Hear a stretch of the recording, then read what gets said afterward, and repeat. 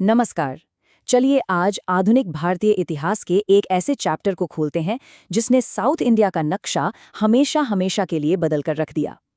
ये कहानी है एंग्लो मैसूर वॉर्स की। सोचिए, एक ऐसा महासंघर्ष जो लगभग 40 साल तक चला। इसने ब्रिटिश ईस्ट इंडिया कंपनी की नींव तक हिला दी थी और इस बड़े सवाल का जवाब दिया कि आखिर हिंदुस्तान पर राज करेगा कौन। तो सवाल यही है कि 18वीं सदी में जब अंग्रेज पूरे भारत में पैर पसार रहे थे, तो आखिर वो कौन सी ताकत थी जिसने उन्हें सबसे जोरदार, सबसे यादगार टक्कर दी? इसका जवाब हमें मिलता है दक्षिण भारत में, मैसूर राज्य में।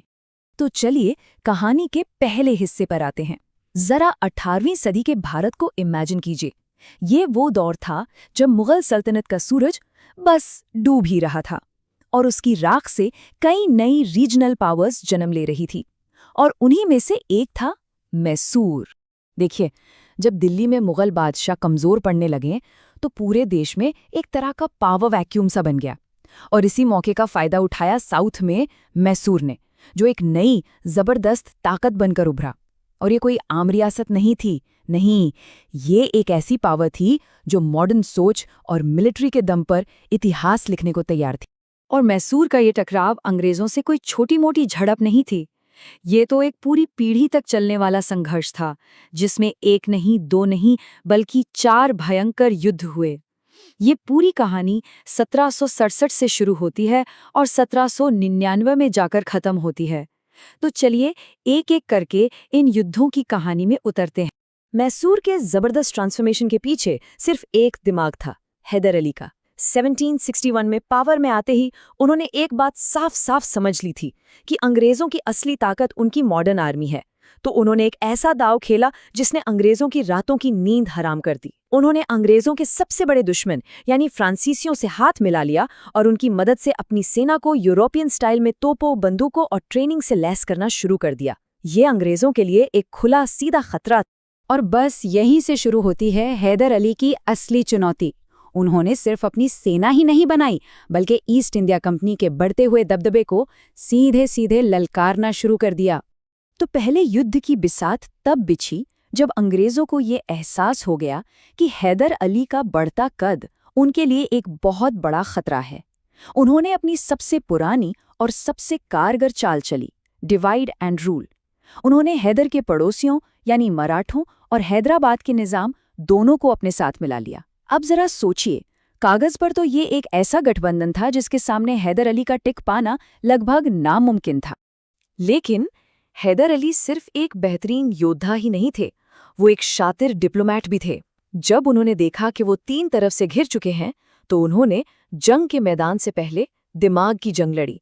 उन्होंने मराठों को जमीन का लालच दिया और निजाम को समझाया कि असली दुश्मन मैसूर नहीं बल्कि अंग्रेज हैं।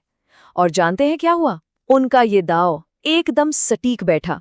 देखते ही देखते अंग्रेजों का बनाया हुआ पूरा गठबंधन बिखर गया और उनके ही साथी पाला बदलकर हैदर अली से जा मिले। पर हैदर अली यहीं नहीं रुके। उन्होंने पूरा पासा ही पलट दिया। ऐसा जबरदस्त हमला किया कि उनकी फौज सीधे अंग्रेजों के सबसे बड़े गढ़ मद्रास के दरवाजे पर जा पहुंचे। अंग्रेज बुरी तरह घबरा गए। उन्हें मजबूर होकर मद्रास की संधि करनी पड़ी, और ये ट्रीटी अंग्रेजों के लिए एक बहुत बड़ी बेइज्जती थी। क्यों? क्योंकि उन्हें वादा करना पड़ा कि अगर मैसूर पर कोई हमला हुआ तो वो हैदर की मदद करेंगे। सोचिए, ये इंडियन हिस्ट्री का वो रेयर मोमेंट था जब एक भारतीय शासक ने अंग्रेजों को अपनी शर्तों पर झुका दिया था। लेकिन ये शांति ज्यादा दिन टिकने वाली नहीं थी। ये बस एक धोखा था। कुछ ही समय बाद जब मराठों ने मैसूर पर हमला किया तो अंग्रेजों ने संधि तोड़ दी और हैदर की कोई मदद नहीं की। ये एक खुला धोखा था। रही सही कसर तब पूरी हो गई जब अंग्रेजों ने माहे पोर्ट पर कब्जा कर लिया, जो हैदर की प्रोटेक्शन में था। बस हैदर का सब्र का बांध टूट गया और दूसरे युद्ध का बिगुल बज गया। लेकिन 1782 में युद्ध के बीच में ही हैदर अली की कैंसर से मौत हो गई। अंग्रेजों को लगा कि चलो अब मैदान साफ है, पर वो ये भूल गए थे कि हैदर का बेटा टीपू सुल्तान अब कमान संभालने आ रहा था। पिता की मौत के बाद टीपू सुल्तान ने और भी ज्यादा जोश के साथ लड़ाई जारी रखी। उन्होंने अंग्रेजों को ऐसी कड़ी टक्कर दी कि युद्ध एक तरह के स्टेलमेट पर आ गया, मतलब कोई भी जीत नहीं पा रहा था। आखिर में 1784 में मंगलौर की संधि हुई। इस ट्रीटी के तहत दोनों साइड्स ने एक दूसरे के जीते हुए इलाके और कैदी वापस कर दिए। ये संधि इस बात का पक्का सबूत था कि हैदर अली के बाद भी मैसूर का शेर अभी जिंदा था और अंग्रेजों के लिए एक बहुत बड़ी चुनौती बना हुआ था।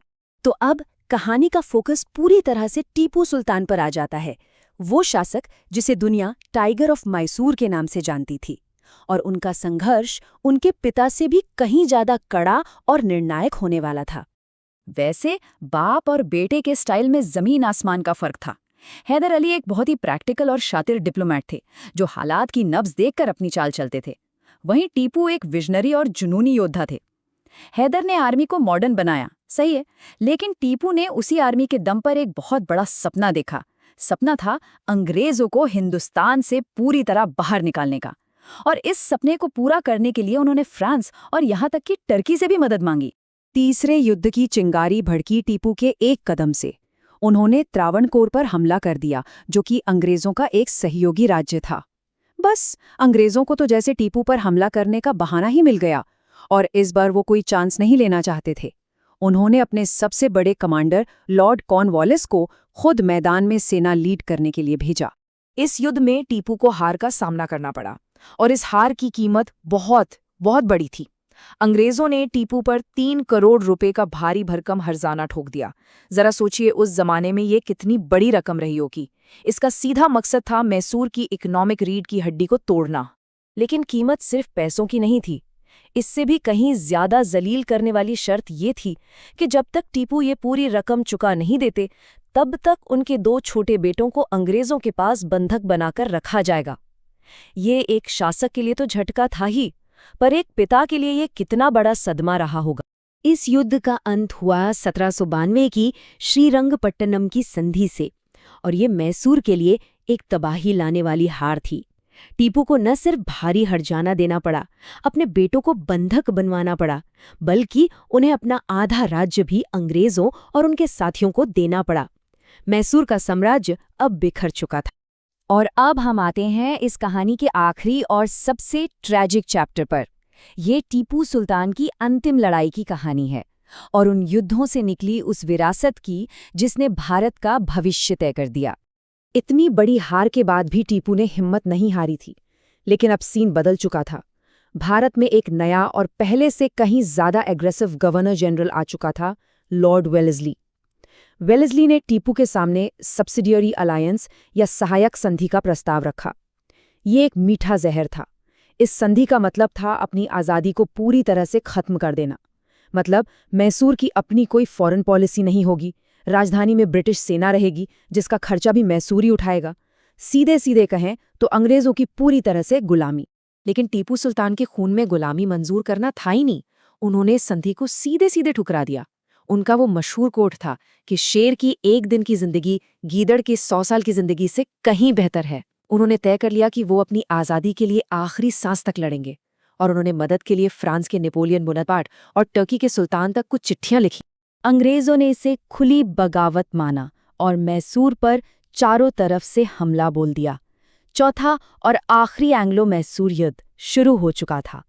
4 मई 1799, इतिहास का वो दिन जब अपनी राजधानी श्रीरंगपट्टनम के किले को डिफेंड करते हुए टाइगर ऑफ मैसूर टीपू सुल्तान लड़ते लड़ते शहीद हो गए।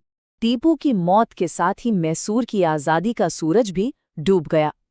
उनके विशाल राज्य की अंग्रेजों, निजाम और मराठों ने आपस में बंदर बांट कर ली। मैसूर के एक छोटे से टुकड़े पर पुराने वोटियार राजवंश के एक बच्चे को राजा बना दिया गया, जो असल में अंग्रेजों की एक कठपुतली से ज्यादा कुछ नहीं था। अब दक्षिण भारत में अंग्रेजों को चुनौती देने वाला कोई नहीं बचा था। देखिए, इन 4 युद्धों की कहानी हमें एक बहुत कड़वी सच्चाई बताती है। हैदर और टीपू यकीनन बहुत बहादुर थे। उनकी सेना मॉडर्न थी। उनके पास तो मैसूरियन रॉकेट्स जैसी टेक्नोलॉजी थी, जिसने बाद में यूरोप की रॉकेट टेक्नोलॉजी को भी इंस्पायर किया। लेकिन आखिर में वो अकेले पड़ गए। उनके अपने ही पड़ोसी मराठे और निजाम छोटे छोटे फायदों के लिए बार बार अंग्रेजों से जा मिले। भारतीय राजाओं की यही आपसी फूट वो दीमक थी जिसने उनकी अपनी ही ताकत को अंदर से खोखला कर दिया और अंग्रेजों की जीत का रास्ता बिल्कुल साफ कर दिया। और ये पूरी कहानी हमें आखिर में एक बहुत बड़े सवाल पर लाकर छोड़ देती है। जरा सोचिए, अगर उस दौर में मैसूर, मराठे और निज़ाम जैसी बड़ी भारतीय ताकतें अपने आपसी झगड़े भुलाकर अंग्रेज़ों के खिलाफ एक साथ खड़ी हो जातीं, तो क्या भारत का इतिहास वही होता जो हम आज पढ़ते हैं, या फिर कहानी कुछ और ही होती?